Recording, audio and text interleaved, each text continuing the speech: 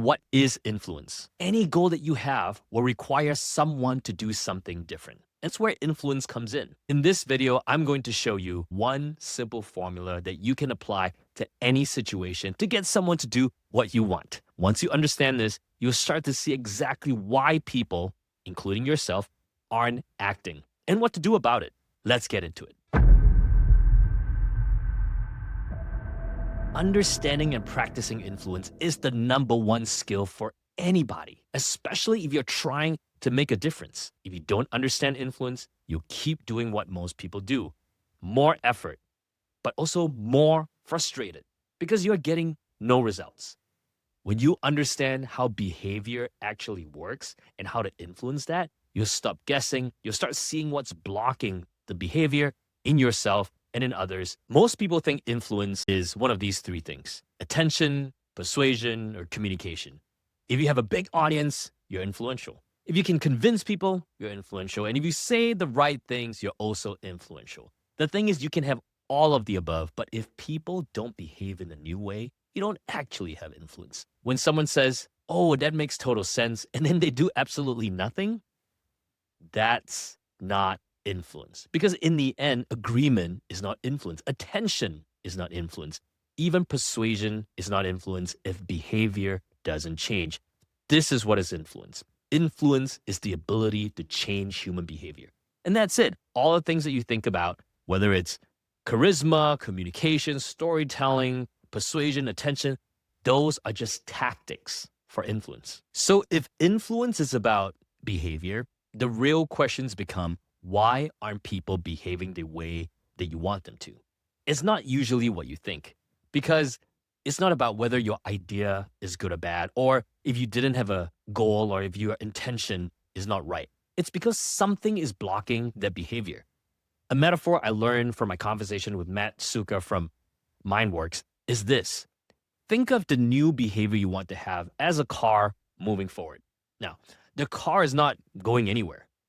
It's stuck. But the first instinct you have is, what do? Step on the gas. Give it more acceleration. You're trying to give it more motivation, more benefits, pile in more bonuses, but it's not moving. If you actually step out of the car and look at the wheel, you'll notice that maybe there's a rock blocking its way.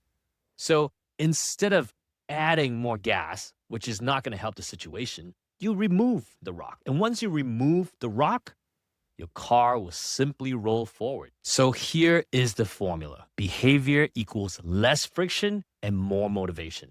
That's it. Every action, including in yourself and in others, there are these two forces. You need to decrease the friction, and then you increase motivation. Because if there is a lot of friction and you try to add more and more and more, it's just still not going to budge. And if it does budge, you're going to cause burnout. Who wants to operate in an environment where there's a ton of motivation, but then there's so much friction to prevent you from doing the things that you want?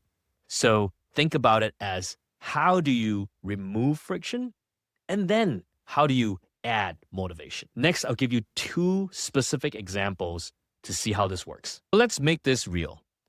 The first example is about an internal behavior that you want. Say you want to work out consistently. You're motivated, you know it's good for you, but still you don't do it. That's not a motivation problem. That's a friction problem. Think about it. You have to drive to the gym, you have to change clothes, you have to figure out what to do, you have to spend an hour.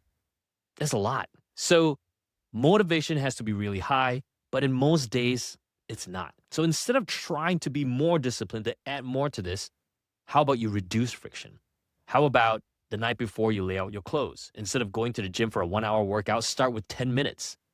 Remove the barriers for you to do the thing. And once you have that, you'll realize that 90% of the time, removing the friction to the behaviors that you want is going to get you there. But if not, add more motivation. How do you stack on different things? But first, focus on what is the friction, how you can remove most of that so that your behavior is the one that you want. In this example, I want to talk about how do you influence somebody else. Say you're trying to get a new client. You explain your offer and they say, "Oh, this sounds great." And then nothing really happens. Think about what's actually going on in their head. Because when someone doesn't act, it's not random. There's friction there. And so most of the time, it shows up in one of these 5 ways. I call it super. S is for sold. Do they feel like they're being sold, pushed, and so they resist? U stands for uncertainty. If the path isn't clear, if the offer isn't clear, they'll pause. P, is this a priority for me right now? If it's not urgent, then it gets delayed. E, effort.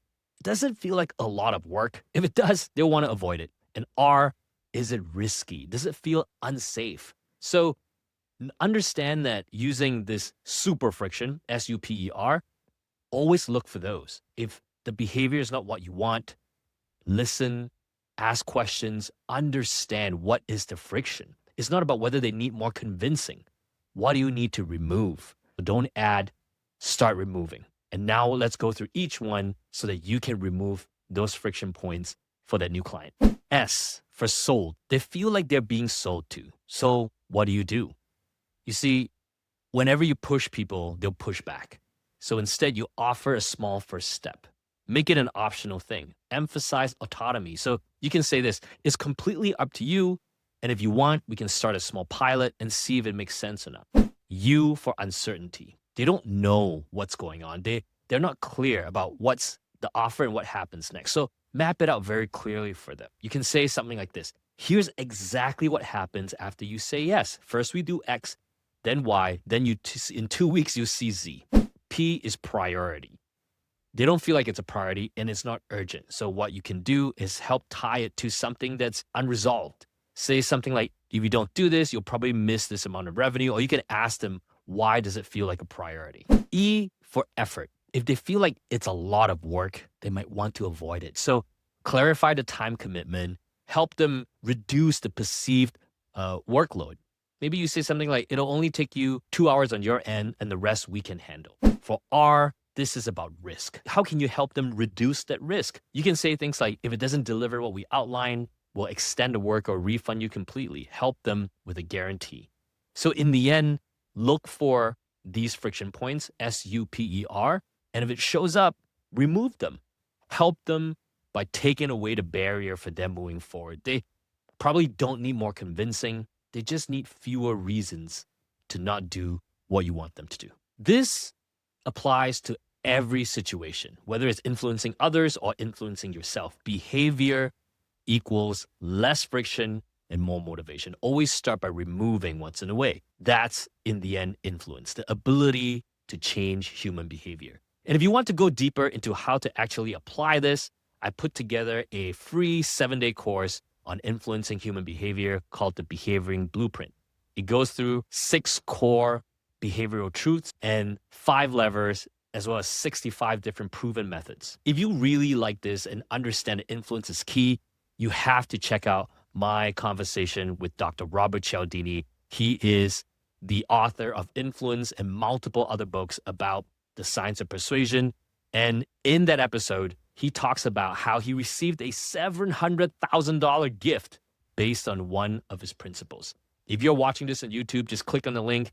If you are listening to this on a podcast player, the link is in the show notes. And if you're here, please take a few moments. It's literally 20 seconds or less of your time. Leave a review, write a comment. That will make my day, and it'll help us bring us guests that can help us really improve the way that we influence human behavior onto the show. Until next time, my friends, change behavior, change lives. Take care.